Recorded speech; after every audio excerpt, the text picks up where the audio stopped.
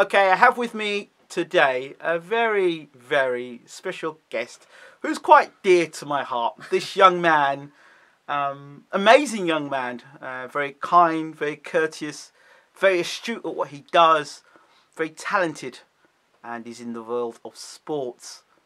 So I will leave the floor to him. Your name is, sir? My name is James. I live in Brighton, but I'm originally from the Philippines, and I'm the assistant coach at Worthing Thunder. Right, so there's a lot you said there. So you're from Brighton. Yes. Your name is James. Yeah. Right, James, what's your last name?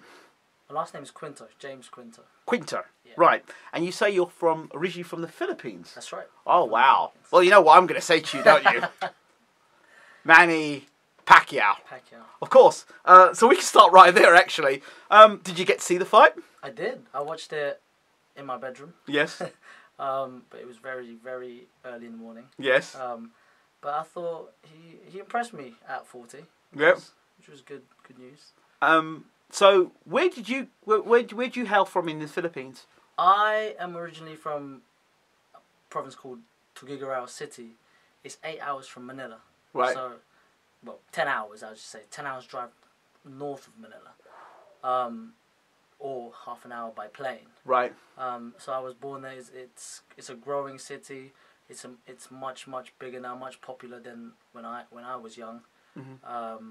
But it's the hottest place in the Philippines. It gets up to about, I think last time I was there during the summer, it was 45 degrees. Wow. And I was sitting in my living room. Yeah. With nothing, just my shorts on, and with the fan on my face, and I was sweating. Is there anywhere in like you've travelled anywhere else in the world that you could compare that heat to?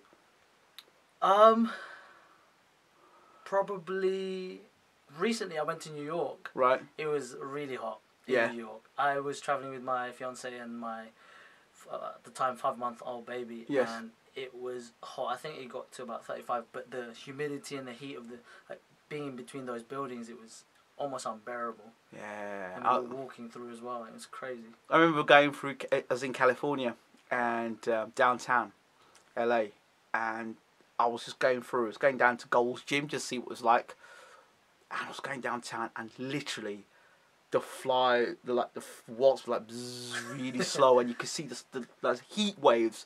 I thought heat waves were something that people talked about but never actually existed until I got there. I actually saw the waves. Oh wow. And everything seemed like it was in slow motion. The heat was like it was strangling your throat.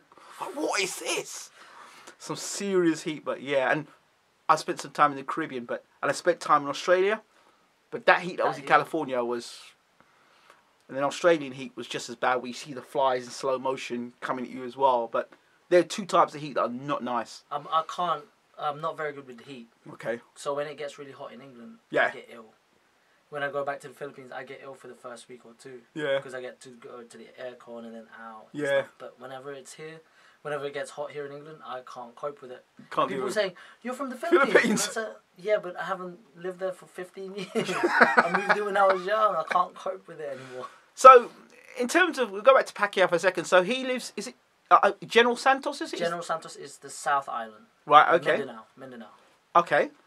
So Manila is in Luzon. Yes. And then you have the middle island, Visayas, and then Mindanao, which is Pacquiao is from. So yeah. 3 separate big islands. Mm-hmm. I know he grew up in poverty. Yes. I think General Santos is an improving city. Okay. But I know back then it was not good. Not good at all. How much do you know about his political status in the Philippines? I don't follow him that much, but I know he's a senator. Yes. I think he started off as a congressman in the Philippines, and then now he's senator. I heard he's gonna run for president sometime in the future. I think it would be good because he knows. I think he's one of the few people in the Philippines that knows what it's like, even in the world. Yeah. What it's like to come from nothing. Poverty. Yeah. And what he's doing right now for the poor is amazing. And I was just imagining him being president. You know, he would actually do everything possibly right. But the only bad thing is he's surrounded with, I don't know if you know much about Filipino politicians, I'm guessing not. No. There's a guy that's with him, normally in fights and stuff. And he used to be a senator, I think he's a congressman now. but I don't know if he's surrounded by the right people. Right. So that's my worry when he becomes president. The people that's gonna give him advice. Right. You know, because you can be. I'm pretty sure he's got a good heart. Yeah. But when you're in that position, you Being can't misguided. please everyone. Yeah. You might be misguided. You have to, you can't, yeah. But could you imagine, just picture this a second, like all the world leaders in a photograph, and you've got Manny Pacquiao there. It's not like a WBC convention or something like or boxing convention. This is like all the presidents in the world, and then you've got Pacquiao there. Just imagine the magnitude of that. I mean, is that just? I would look that, yeah. That'd be amazing. What do you think? I'm just picturing Donald Trump. But so yeah. I'm just like. But no, to have him in that, that would be amazing.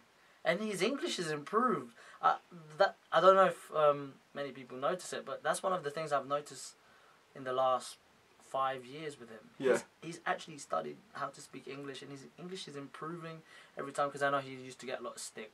Yeah. With not being able to speak English, especially from the Philippines. Yes. The Filipino fans are always, taking the mickey out of him. Yeah. But I thought, this man he's studying, he's learning how to be not just a good person, but actually learning how to be a good senator, because he didn't go to school. Yeah. He had to learn from scratch, and I thought, hats off to him. He's doing really well. Do you know anything about Boo Boy? That's his name. Talk to me about him. I think he's a long-time friend of Pacquiao. Yeah. Apparently he used to be really skinny.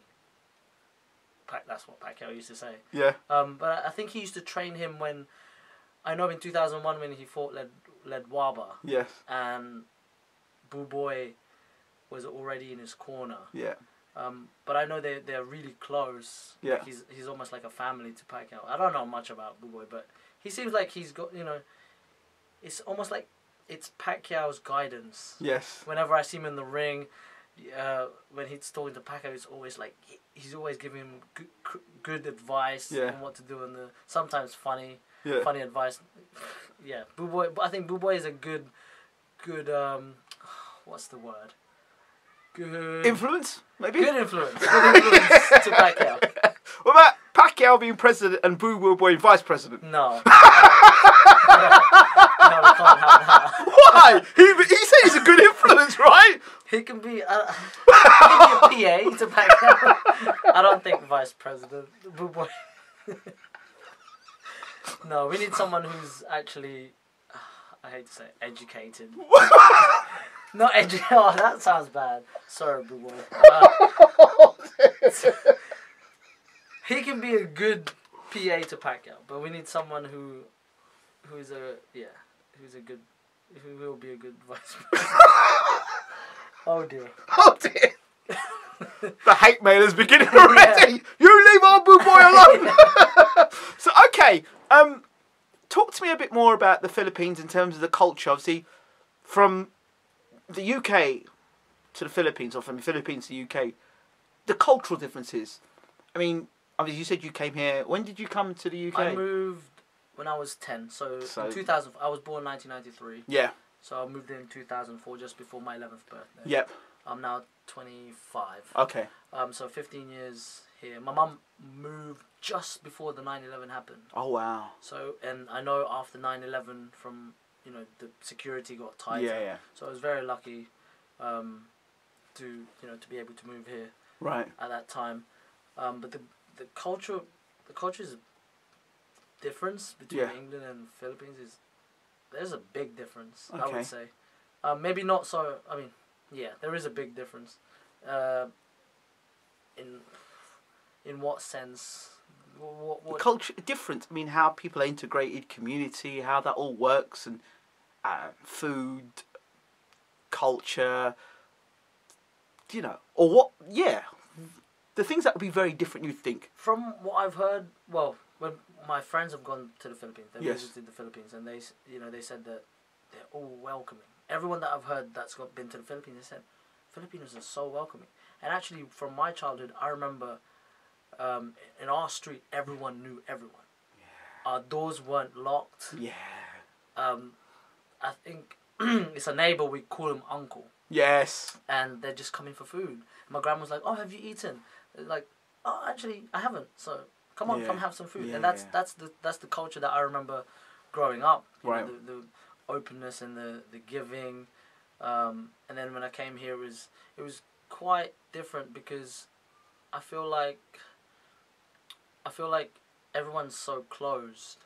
Right. When I moved to England, Yeah. and it was very hard for me to adjust because I spoke American English. Yeah. When I started year 6, I got teased for calling certain things differently, like a razor, and then having an American accent, and not people not knowing where I'm from. But recently, since I've been with my partner Tara, Yes.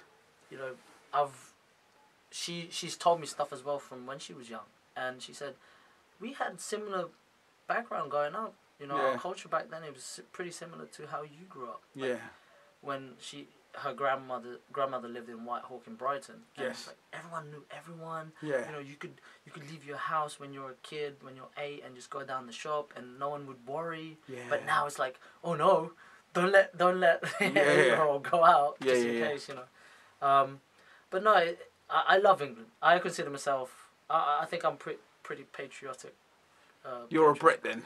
I am a Brit. I love the food. I love people. I just love this place, and especially Brighton. Brighton holds a very special place in my heart. I always said that I can't see myself living anywhere else. To be honest. I've lived other places, but there is something special about Brighton. There is something, I don't know what it is. There's something special. Especially in the summer. I compared it to, because we went to LA as well in 2015, and we went down to Santa Monica. Yeah, that's where I went. And I was like, if Brighton had sand instead of those pebbles, I would say it's better than Santa Monica. The atmosphere and the nightlife. I went there. I went to Johnny Depp's nightclub, and there was no atmosphere. People just dead. It was just, you'd think Johnny Depp nightclub would be, it was dead. And then it came back, and we went to the Honeycomb, and it was brilliant down the Honeycomb, and life, and people dancing and rocking, even people who couldn't dance on the dance floor dancing, and it was great. That's when you know it's great atmosphere. Can't dance, and then just dancing. Whatever. Great. So all right, let's talk about your journey into basketball. How did you get into it? How did I get into it? It's a cliche called it's in my blood. Right. My uncles, so the Quinto name, it's in my mum's side. Right. My actual surname I was born with is Bannon.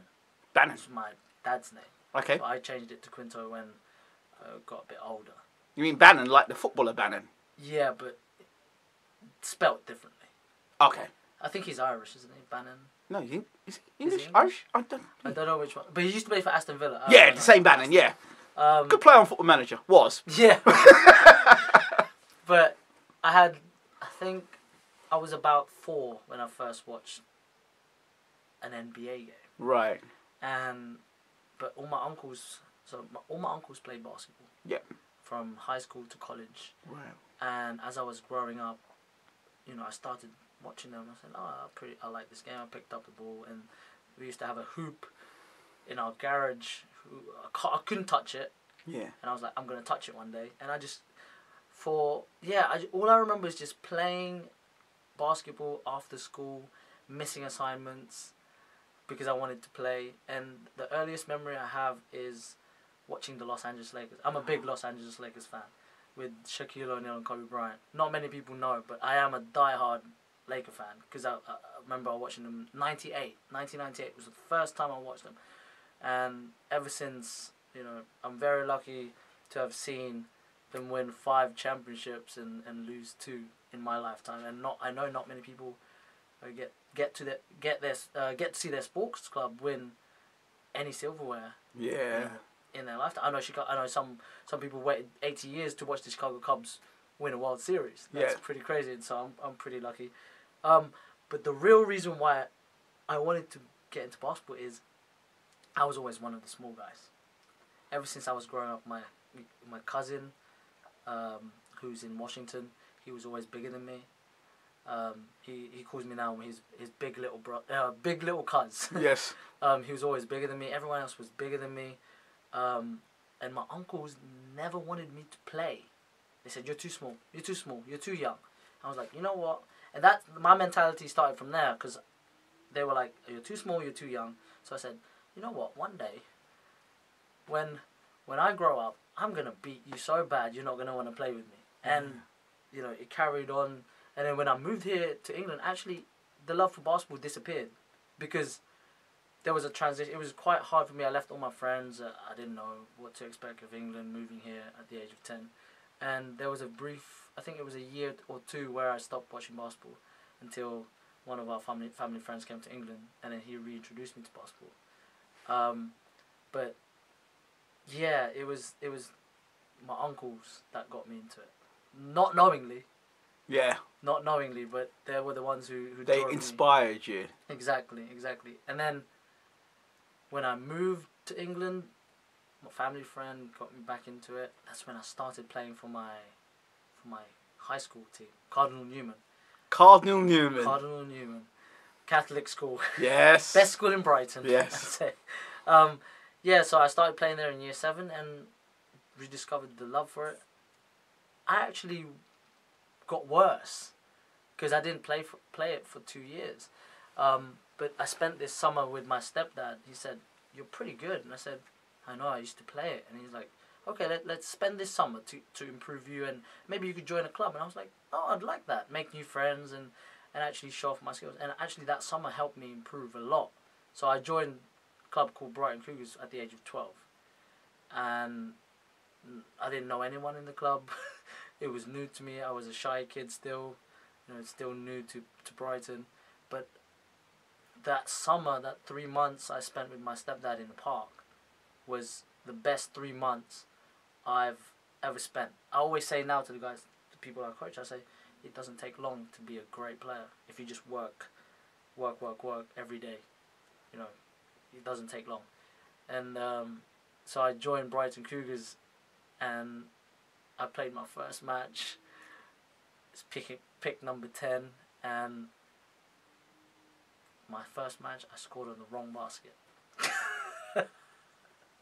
Well, at least you did score. I did score. I did score another one, but in the right basket. But the first one I scored in the wrong basket. How'd you score in the wrong basket? So they gave me the ball. They inbounded me the ball. Yep. And I just turned around and shot it on my own basket.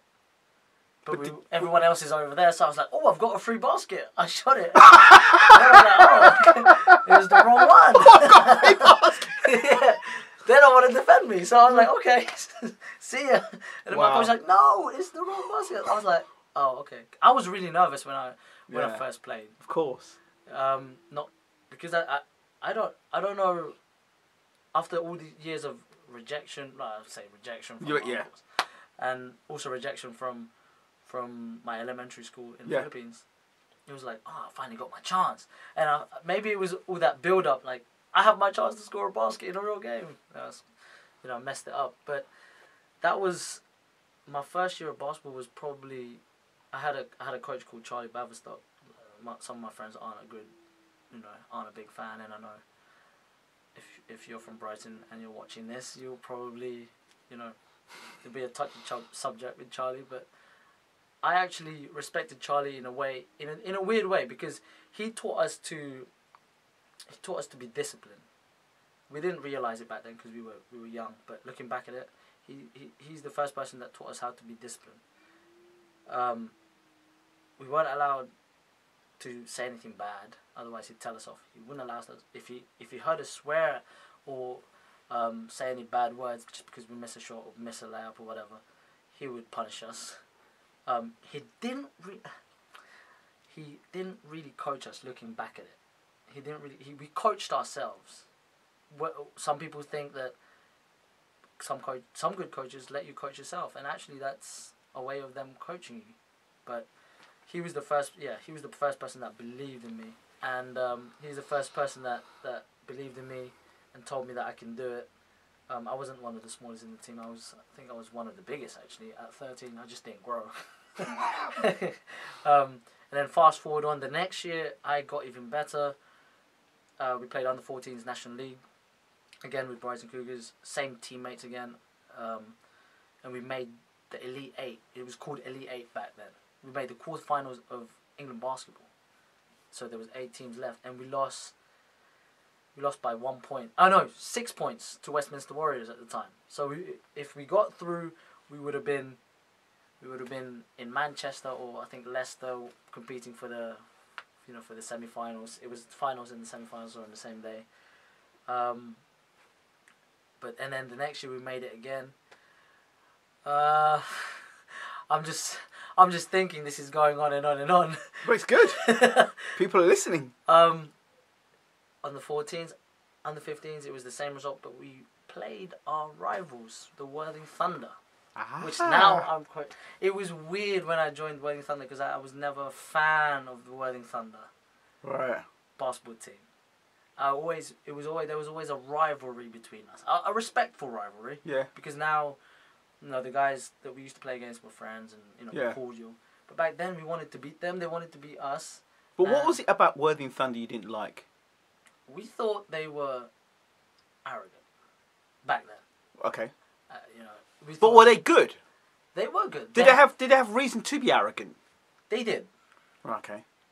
But in my hearts, I thought we were as good as them. Okay. And at times, we were on par with each other. Yeah. I would say they had a better team than us, but I thought I had these two guys, the twins. They're now my friend, my very, very good friends. I played with them since I was 12 up to the age of 18, and it was us three in the team, and then they've got a lot of guys from the Thunder team. One in particular, Luke Nelson, who's now playing in Spain. Had an NBA, what's it called? I forgot what the term was. NBA. One of them before the draft. They trained the potential. Yes. So he was on the junior team when we played, and yeah, we just thought they were arrogant but we were as good as them. So why are you being arrogant when you're barely as good barely better than us? What did the scores reflect? People want to know the scores when you played them, because obviously you're saying this, but you're on par. If you're saying you're on par and you're getting whooped like 70-30 or getting whooped 100-10, no. It was, we had them in the same, from under 14s, under 13s to under 15s. We had them in the same division. Right. And one time they'd beat us, one time we'd beat them. Yeah. But they got the better of us at the under 15s quarterfinals because they beat us by 1. Okay. Which they went to the finals. Ah. So we looked back and went, we could have gone to the finals. They did lose. Yeah. To the eventual winners, but we were like, we could have gone to the finals if they didn't beat us by 1. But it was just one of those rivalries as a kid. You're like, that was nice to look back on. Yeah. And then under 16s, we dropped down a league. They stayed on the higher league, so we didn't really play each other that much. Under 16s, and then during under 16s, not many people know this, but I actually. The under 16 was kind of my decline. Right. In the sense of I was moving on to sixth form, and our training session we've had a different coach. We've had a coach change. Sorry. We've had new members coming in. It was just a different time in Sussex basketball at the time. Also, the Baverstock who founded Cougars, they left. I don't know the story. I heard they got pushed out of the club. I don't know what happened there. So a big transitional period. Big transitional period. So everything was changing. We were only, instead of 3 or 4 training sessions a week, which we were having from under 12s to under 15s, it was only, if we're lucky, twice a week for an hour and a half. And then going back to me, my mum wanted me to work, which means I couldn't play basketball on the weekend because the games were on the weekend. So I finished my under 16s before going to sixth form. I finished that season, and then when I went to sixth form, I I actually stopped playing basketball for club, but not for the college. And our coach at the time, Murdad, he was one of my teammates' dad. He became our head coach. He actually asked me if I wanted to come back, and I said, my mum wants me to work. You know, I'm earning money, but I really want to come back. So I came back for a couple of games, and it worked, but work took over again, which I actually, no, I don't regret it. You shouldn't live in regret, but I wish that I could have changed things, you know, a little bit differently. But and then moved on to, hold on, I'm trying to get this right, because it's from 16 to 21 it's a big change, because 16 I was going to Basvik, played at Basvik. 17, after the first year at Basvik, I completely quit basketball. Yeah, that's right. I completely quit basketball at the age of 17. Wow. September 2011, I think it was. I was 17. I didn't get accepted back to Basvik. They said, you might not get accepted back because of your attendance. I said, okay, let me look at different options. There comes an apprenticeship. Apprenticeships back then was new. Mm-hmm. So I was like, okay, let me go for this apprenticeship, earning money, you know, in an office. I went for it. I started it, October. Didn't like it. They said that it was going to be customer service. It was actually sales. December time, I spoke to the manager. I said, I don't think I could do this. So I quit. This time, no basketball at all. No basketball, just studying and, well, earning money. Then next month, after New Year, I applied for a job quite close to here, Lancing. PHS Wastec, now Biffa, I think. Good thing they got bought.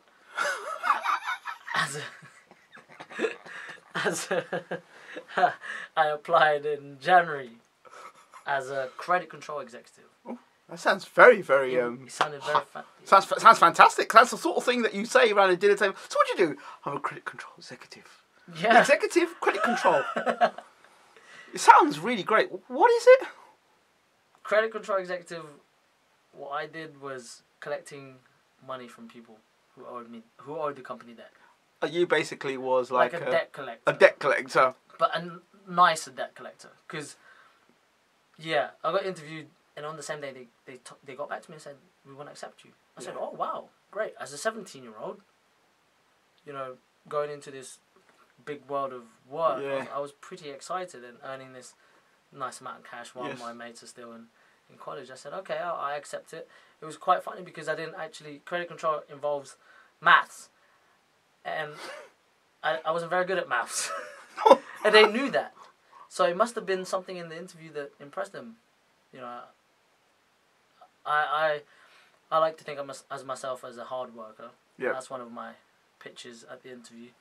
You know, and willing to learn anything. So I guess they bought into that. And they hired me. And I started end of January collecting collecting debts from people. But it was nicer version is helping people pay off what they owe. Right. So if, for example, if you owed the company £500, hi Ingram, it's James from PHS Wastec, you know, you owe us £500, you know, and then you tell me, oh, I can't pay that off in one go. Okay, let's set up a payment plan. I could call you back every month, so I'm the only one that you're liaising with, and I enjoyed it because I built a rapport with the customers. Right. It almost like when I called them second or third time, it's like, oh, hi James, how are you? It almost became like a friendship over the phone. Yeah. And I really enjoyed it. Yeah, I enjoyed my time there. And my fiance actually said, I think if you never got back, moving on, I think if you never quit this job, you still be there right now at 25. Wow. Because you enjoyed it that much. Looking back at it, I was like, you're probably right. Yeah. But 6 months on, towards the end of I think it was May or June, I saw a camp in Birmingham which relit the fire in me. I haven't played basketball for 6 months. Yeah. It's like basketball camp, Birmingham, and I saw lots of pro names. You saw Miles Hessen, Sam Crucelli, a bunch of coaches from Europe, and I was like, you know what? I'm only 17. What am I doing in an office? Like, I can't be, looking back in 10 years and go, oh my God, I just threw my life away. I didn't follow what my original dream when I was young. Yeah. So I said, you know what? Handed my notice to my boss, and he actually understood. He's like, you know what? You're young, you're doing really well, but you want to chase your dream? Go chase it. So I actually quit my job, and then I trained for a couple of weeks to go to Birmingham, and it wasn't enough, but apparently it caught an eye of a certain individual called Daniele, who was from Italy, and he messaged me. After the Birmingham, I went travelling to back to the Philippines and Singapore with my girlfriend at the time, now fiance, and he messaged me. He said, "Oh, I'm from Italy. I'm Daniele. I heard you went to Rising Ballers Camp. It was run by Bud Johnston and Emmanuel Davies at the time. I heard you went there. You did really well. How would you like to play in Italy?" I was like, "Oh." And I was sitting in the... where was I? I was back in my province at the time. I was like, this dude just messaged me. What do I do? And he said, go for it. I was like, yeah, but I'm not... That's when my competitiveness and the fire just really... I'm like, but I'm not fit. I haven't trained this summer. Because normally summer is like the time to get better. I'm on holiday. And I haven't shot any hoops. I was like, yeah, but you've got time. I was like, yeah, I know, but I don't know. So we decided to wait until I got back in England, end of August, and sent him a message. I said, I didn't want to go. It wasn't my decision to get back to basketball. It was my girlfriend at the time, now my fiance. So she was my boo boy. She was my she's my boo boy.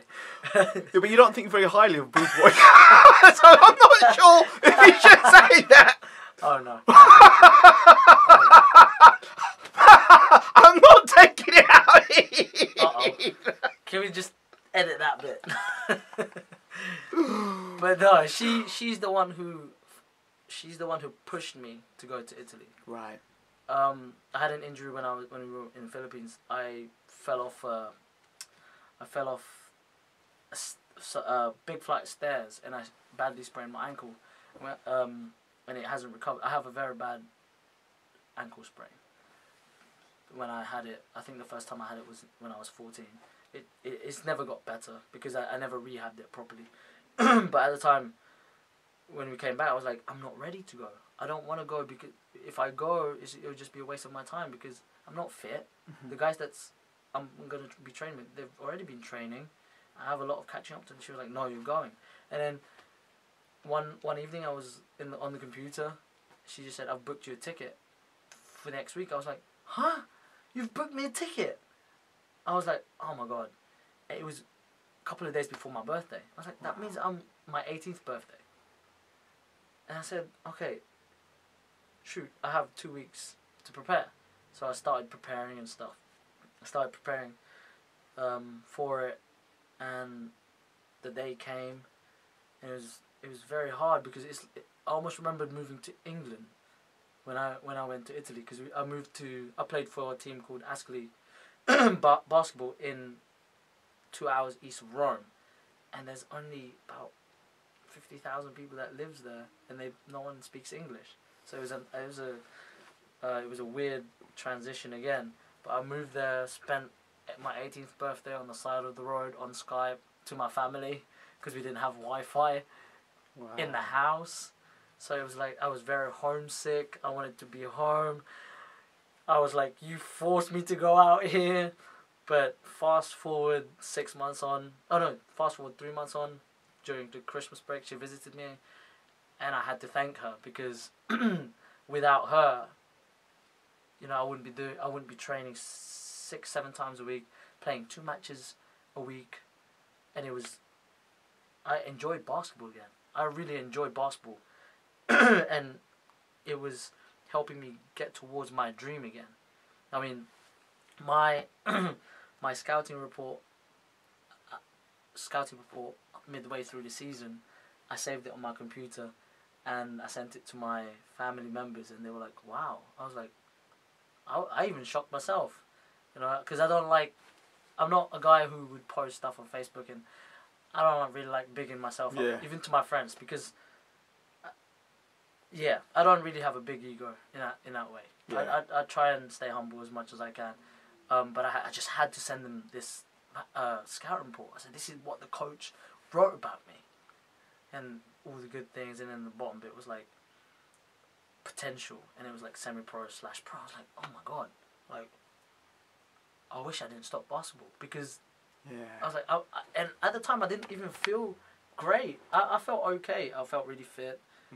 My shooting's got better. My everything got better. But I look back and I went, if I didn't stop in that year and a half, if I just carried on, would that have made a difference? But I snapped out. I don't like looking back, so I was like, don't worry about it. You know, you're in this position. And then forward 3 months on, towards the end of the season, I left Italy. I left Italy a month early, actually, because I was pretty homesick by then. And then I got a few offers to stay in Italy, but it wasn't great money. It wasn't great money, but I feel like now I should have stayed. It probably would have done me a lot of good. But I came back here and I played in Filipino leagues, which I've never done before. What was that like? Different, because you're playing not many people know, but the Filipino league here in England is so fast. I've had a few friends playing it, and they were like, these guys doesn't slow down. And I was like, yep. It's like having 10 of me in one team. And I was like, wow. And they're so physical. Not many people know about Philippine basketball. It's very physical. They have this word, a phrase they say, no blood, no foul. And they literally mean that. And it did me a lot of good, because I came back. I played from May till August, September, different leagues. And then my uncle messaged me on Facebook. He said, are you still playing basketball? I said, yeah, I'm still playing. Because I've seen your photos and stuff on Facebook. I said, a friend of mine from the PBAD league. So PBA is the Philippine Basketball Association. It's the second oldest basketball league in the world. Wow. Behind the NBA. And not many people would know that as well. It's the second oldest league behind the NBA. Wow. Not the best now, but second oldest. Now it's Spain. That's the second best. But in basketball. In basketball. Wow, Spain. Spain, second best league. Yeah. So where does the England come? I don't know. There's a lot of other players in Europe alone. Spain, France, Italy, Poland, Lithuania. Those are above. Light years out from the UK. Definitely. Why do you think that's the case? I think the funding. Okay. I know funding is a touchy subject in British basketball, but yes. they really invest their time on kids who want to play basketball at a young age as well. Right. And here you have, I mean, a couple of years, a year or two ago, netball got more funding than basketball. No disrespect to netball, but there's what I don't think the government sees. They don't see the amount of kids that are into basketball. There's so many kids, even in London. Yes. London is full of kids who love basketball, and I don't know how you can't see that. And basketball, or any sports, even football and basketball, they keep kids away from the streets, in some areas, and that's kind of their safe haven, sort of thing.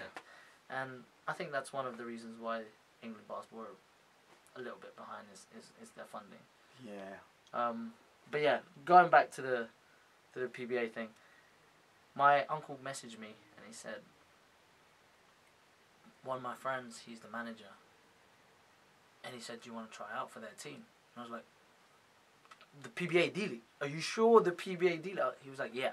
How soon can you get here? And I said, well, not till after Christmas. He was like, why? Because I want to work out.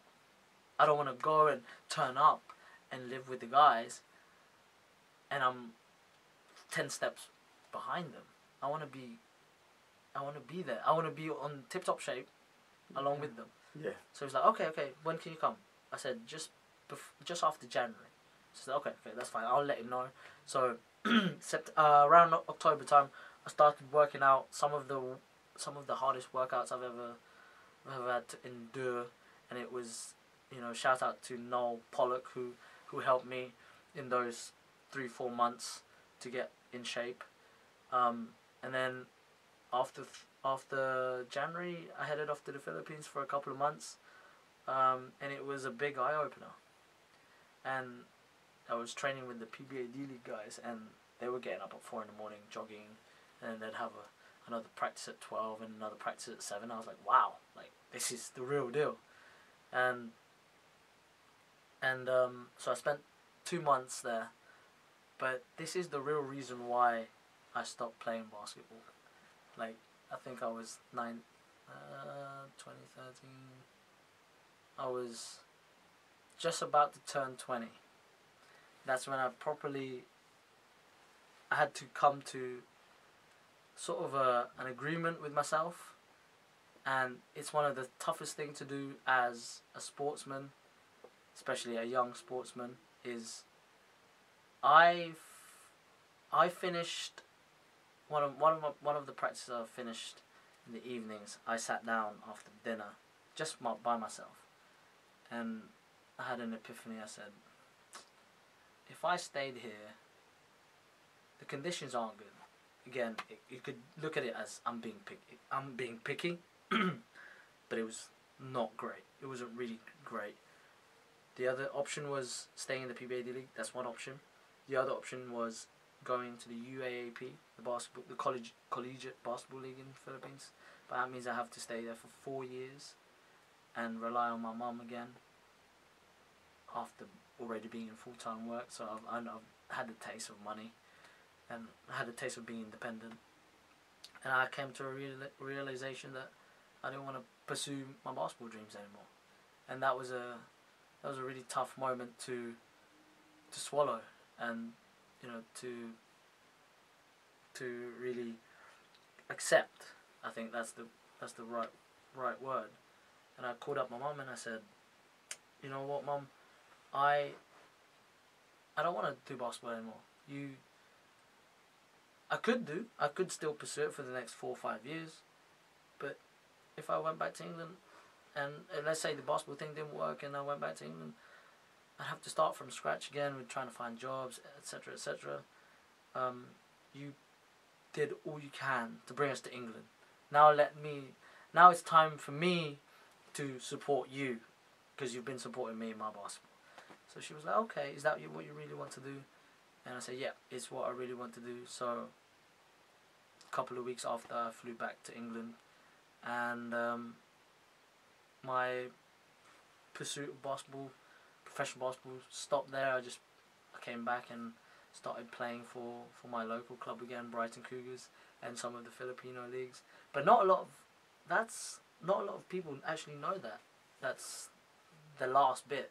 That's what actually, because a lot of people, when I came back, they said, "Oh, you don't play anymore." I was like, "No, it's just things, like we have to just got a job, etc., etc." But I never really opened up, because it feels like it's not something that I don't have to explain it. I don't want anyone to feel like guilty. I don't want them to feel like, it's almost like, I can't explain it. I don't want them to think bad of me, because it sounds like I copped out. Yeah, like people have invested time in you. You yeah, wanted to stream, and you've said, "No, I don't want it no more." Yeah, it's almost like, oh, he quit. Yeah, quitter. But actually, it was a tough. I wouldn't say I quit. No, I wouldn't say I quit. It was just really hard to swallow, because no one told me that I was too small to play basketball. No one actually said, "You're not good enough." I made the decision to stop, but actually, I was looking back and said, "Oh, it would have been nice to say, actually, you're not good enough," and then that would have been a easier way to accept that. Closure. Yeah, but only my closest friends and family know the real reason why I stopped pursuing it. Yeah. But, you know, it probably wouldn't have led me to where I am now. I mean, I never thought I was going to be a coach. After I came back here, I played for Brighton Cougars. Got back into office job. I worked at... You like office job, don't you? Yeah, it's okay. It was like my comfort zone. Comfort zone. Yeah. And it's money. Yeah. You know that it's gonna be there. Yeah. But at a young age, you're like. But you had that at a young age, though. You see. 17. If that wasn't there, maybe you'd have had more hunger for the basketball. Maybe hunger's the thing. Maybe you knew that you could fall back on something else. Sometimes when you have when you've got a backup plan, you got to, oh well, if this don't work, I can use the backup plan, and then you lean on the backup plan more than the actual push. If you didn't have a backup plan, you may not have quit the way you did, because you got to use the word quit because you've said like that's it. But you've come to your decision quit because you've said, you know what, you've leaned on that backup plan, and that backup plan has could have been a crutch for you. Yeah, that could be one of the reasons. I never really thought about that. I understand exactly, because I understand it. I do understand it. Because you got a backup plan. Sometimes the backup plan becomes a plan A. Mm-hmm. When you're looking for a way out, the backup plan becomes a plan A. I was earning, for a 17-year-old, the money was good. You see what I'm saying? The money was real good. So yeah, so you see the backup plan, and then the pain versus the glory. Yeah. Am I really going to be an NBA star? I mean, if you could look that way, am I going to be an NBA star? Where is this going to take me to? And then there's that cash I could have. Yeah. It was really tough. But yeah, I get it. I get it. I do get it. But the office jobs, oh God, I jumped from different office jobs because not being unemployed for those 2 years, not many people know, but employers ask you, what did you do in these 2 years? 2 years. Yeah. And you have to explain. You should put DOSS. DOS. Ing. DOS ing. I'm being honest. That is true. But I got a really lucky job at the magistrate's court. But in an admin. You seem to like things to do with people and law, don't you? Yeah, that's another job I really enjoyed because I got to interact with people. I think in 10 years' time from now, we're going to hear you, well, I enjoyed the basketball stuff, but I end up becoming a judge. Yeah, I'm a judge now. Take something completely different. Yeah, I guess what? I'm the PA for Manny Pacquiao, actually. Yeah. He's president and I'm his PA. Listen, with you, anything's possible. I don't know. Yeah. If Pacquiao becomes president, who knows? You might going back to, hey, you know what? It's opportunity for Pacquiao. You're making me think now. Looking back, because the hunger, that could have been what I was missing. Maybe that was 1 year where I didn't play a year and a half. Basketball really affected me. Yep. In a way. Yep. Hunger, desire. Yeah. How much you really want it. It's like the the boxer that's got paid a lot of money, and they're told to make a comeback, and they don't really need to get out of bed no more. They don't have to do the hard runs no more, and the environment's like, oh my God, this gym, it's a nasty gym, it's a dirty gym, but when you've got that hunger and desire, it's like, this is the gym. For sure. Yeah. For sure. I can dig this. I got the fire for that. But when you look around, you're surrounded, thinking, boy, you know what? I could be in office. I could make some good money here. I ain't feeling this no more. Oh, my legs hurting me. My back's hurting me a bit more. Oh, I don't like the environment no more. So everything becomes because the hunger's not there. When you got the hunger, visually, that don't matter. Exactly. Because you're just on that journey. Definitely. You're focusing the next game. It almost feels like my first half of my career when I was younger. Yeah. I had the hunger. Yes. And then when that retirement, let's say, 1 year off, a year and a half, 2 years off. Yeah. My second half, it's almost like I worked hard before. It's almost like the hunger left me. Looking back at it, I don't like looking back, but vision. You have a vision. Where there is no vision, the people shall perish.